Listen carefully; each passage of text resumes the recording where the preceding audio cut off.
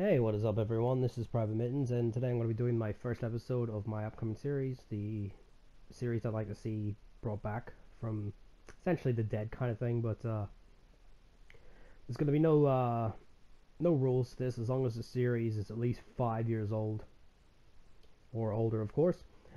Anyway, let's get to the game at hand.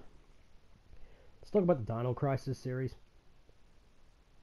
Now, for anyone that has, I'm going to do a quick history on the series and then just talk about what I would like to see for for me, another one, a reboot or an HD remake.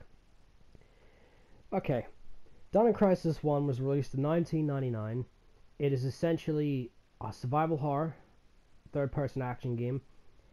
Think of Resident Evil 1, 2 and 3, just more action based than the Resident Evil games. Oddly enough, Resident Evil's not more action based, but yeah, it's set in 2009,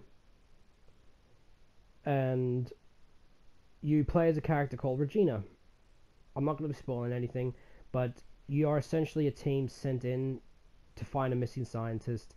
Hell breaks loose and shit hits the fan. That's the story. It's, if you haven't guessed by the name, Dino Crisis. Instead of zombies, it's dinosaurs. It had a very good atmosphere. The music was fantastic. The gameplay was really, it was Resident Evil, but I think it was done better. In fact, I think it's a better series overall than Resident Evil, the early Resident Evil, should I say? Sorry. But overall, fantastic game. I'm gonna bring up just the added up review scores just to give you a rough idea on the scores. There was no Metacritic score for Dino Crisis 1, but there was a Gaming Rank one, which gives it an 84%. So goes to show it's a very high rated game. Now let's get to Dino Crisis 2, the fan favorite of the series, and overall a fucking stellar survival game. Came out in 2000. The story to this game, as I said, I won't be spoiling it. You play as two main characters. Regina comes back, and you get to play as a new character called Dylan. Both great characters. If I didn't say that earlier, but Regina is a great character. But so is Dylan. Story to this is essentially set straight after the first one. Actually, I won't spoil it. I'm just gonna say that it involves time travel. I know that sounds very stupid. You're probably thinking, what the hell? You gotta play it to understand. It's a fantastic game, and it is better than the first. And that's not dishing the first at all. But yeah, it's set in 2010, right? And it's currently sitting on 86 on Metacritic. This one got a Metacritic, ranking. Goes to show it's high as fuck when it's come, as rated. Now let's get to the bastard of the series. Dino Crisis 3, released in 2003 for the Xbox original as an exclusive. Now, just to touch upon this, Dino Crisis 1 and 2, those review scores are the PS1 versions because they are higher rated than the Dreamcast and PC version. But as you can see, the first two games were released on multiple systems. I think Dino Crisis 2 got a 64 port. I could be wrong, but it might have. But Dino Crisis 3, Xbox original exclusive. Oh god. Set in the year 2548. That should be ringing bells already. See, time travel's good. It's fine, if done properly. But to take a series like this into space is ridiculous. For example, do you want to know the premise of the story without spoiling anything?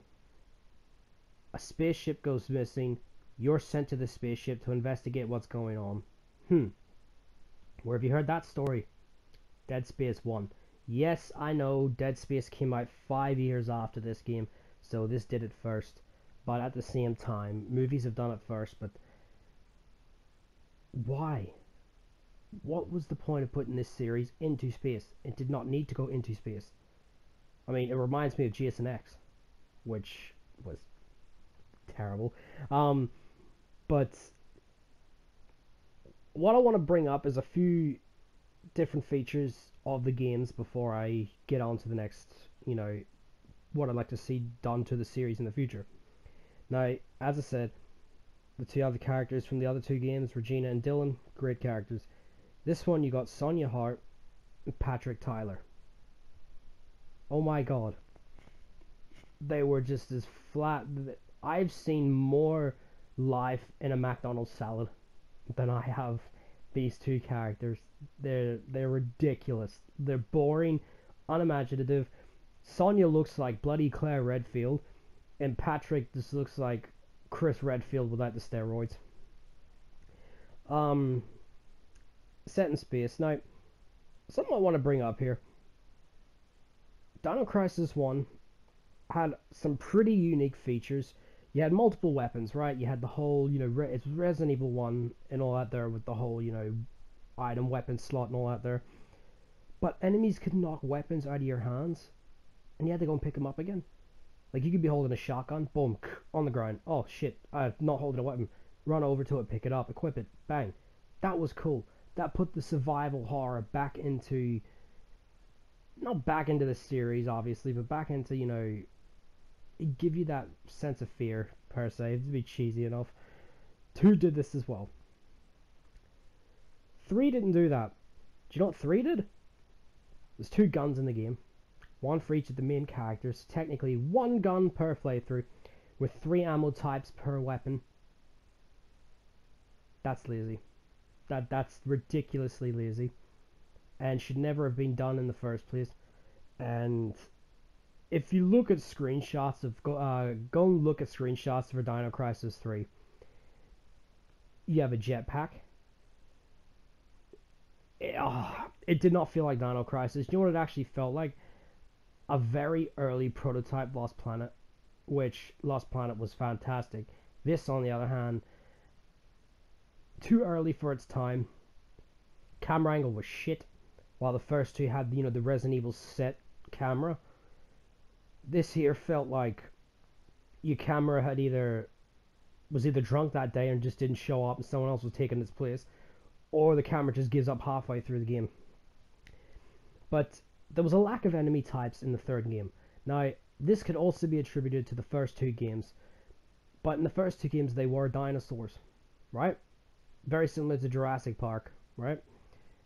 3, they weren't dinosaurs, they were mutated. Hence why the T-Rex looks retarded.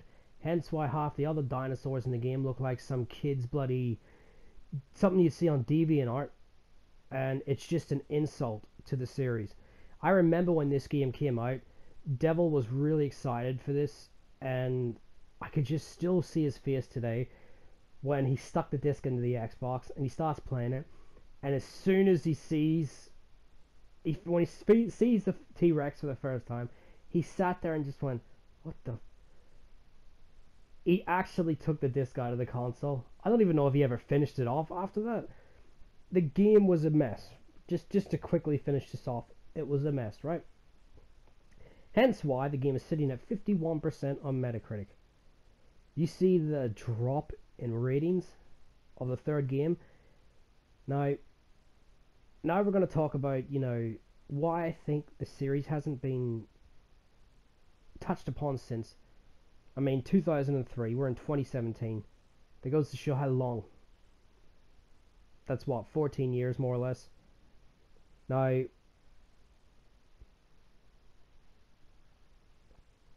anyway, bloody camera there. Weird. Anyway, the series hasn't been touched upon for so long, right? Now, what I would actually blame this on, there's 2 games to blame this on. Yes, Dino Crisis 3 is to blame. There's no beating the bush for that. Dino Crisis 3 caused the series to do what it's done. But I think Resident Evil 4 caused this as well. You're probably thinking, how did Resident Evil 4 cause this? Resident Evil 4 was such a breakthrough game for Capcom. And remember, Resident Evil and Dino Crisis are the same series. Just dinosaurs and zombies. That's the only difference between the 2 series. And I think the success of Resident Evil 4 killed Dino Crisis as well. Dino Crisis 4 would not live up to Resident Evil 4, no matter what it tried to do. And I think that's why the series was cancelled, or is Capcom says they're not interested in doing the series anytime soon, but Shinji Mikami, the actual lead producer behind the Dino Crisis series, has stated that he would love to go back to the series, but I don't think he really wants to at the moment.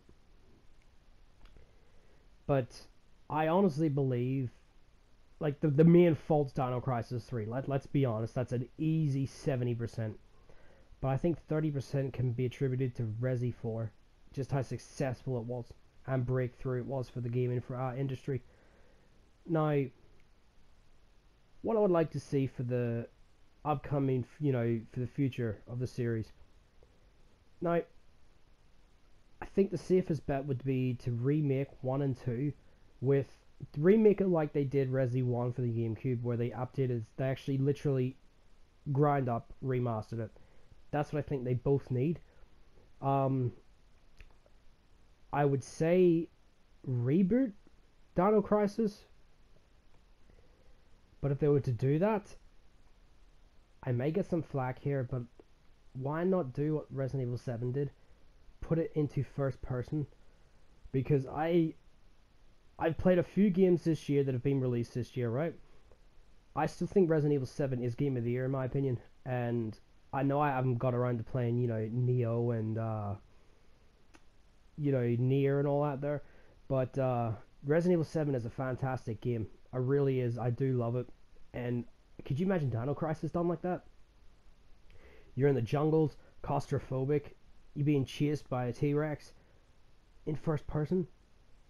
That would be fantastic, and I think that's what we could, that's what needs to be done for the series. Also, the last bet I would say is Dino Crisis 4, but I think 3 has killed any potential of 4 coming out because of the whole set in space, blah, blah blah blah. Because when they see 4 on the cover, they'll think, oh, is this a direct sequel to 3? Is it going to be set after 3? And honestly, I would love to see, as I said, a reboot of Dino Crisis 1. Play as Regina, of course. She has to come back in first person.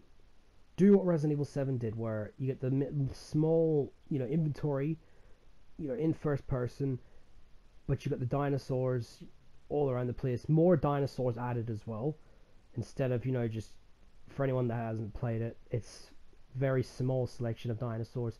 I would love to see just a huge selection of dinosaurs. Make it grand. And weapon selection as well. There was a good amount of weapon selection for the first 2 games, but it could have been better and improved upon as well. But at least it didn't do the Dino Crisis 3 stunt where, 1 weapon each. But there's a problem to what I'm saying though. Capcom doesn't have the money. I mean, Capcom has severely lost a lot of money, and this could be due to Resident Evil 6, caused a lot of this, and also a lot of their franchises that were banking on coming out just did not sell as well as they were hoping. I don't mind Resident Evil 6, just to get that clear. I think it's a decent game at that. But it goes to show, as I said, it can be done. The game I'm playing in the background is Resident Evil Umbrella Corps.